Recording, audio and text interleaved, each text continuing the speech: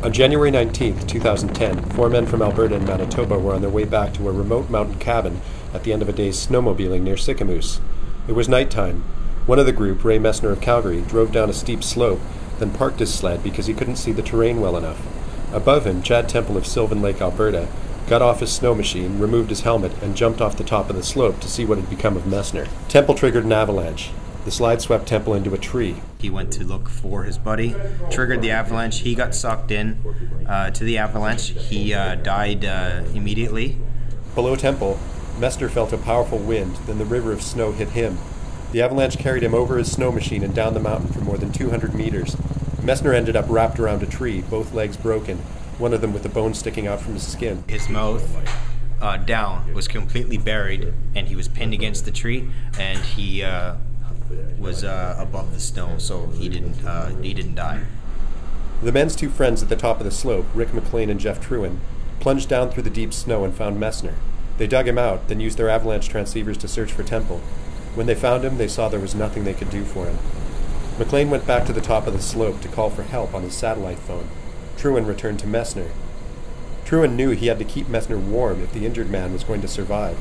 In the hours the men waited, Messner kept asking Trewin when rescue would come. Trewin didn't know. Finally, they heard a plane.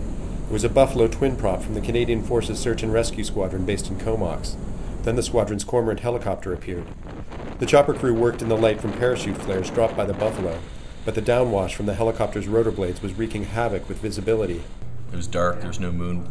The snow was extremely fine and powdery, so we kicked up a massive snowball, which we were enveloped in. 2 search and rescue technicians were lowered down from the chopper by cable, one after the other, onto the extremely steep slope.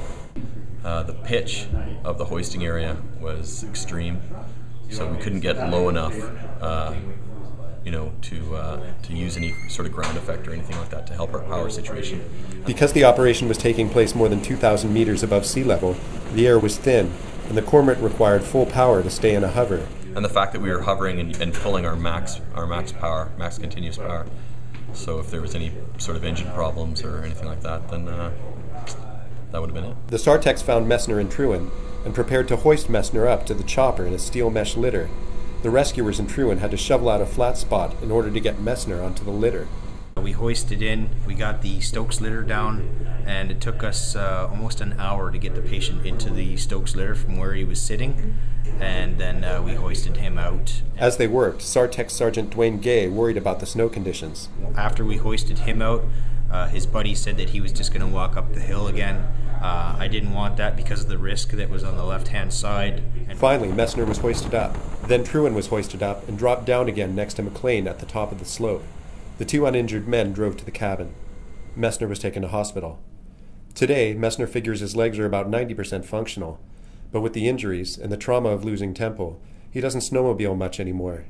He remains grateful to the SAR team from 442 Squadron. He said, "I'd be dead without them."